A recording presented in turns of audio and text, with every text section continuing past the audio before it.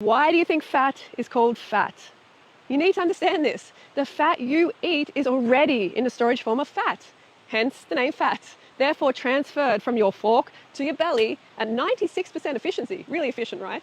The conversion of carbohydrates, however, into fat is 10 times less efficient than simply storing fat in a fat cell. And this is how I lost 40 pounds without calorie restricting.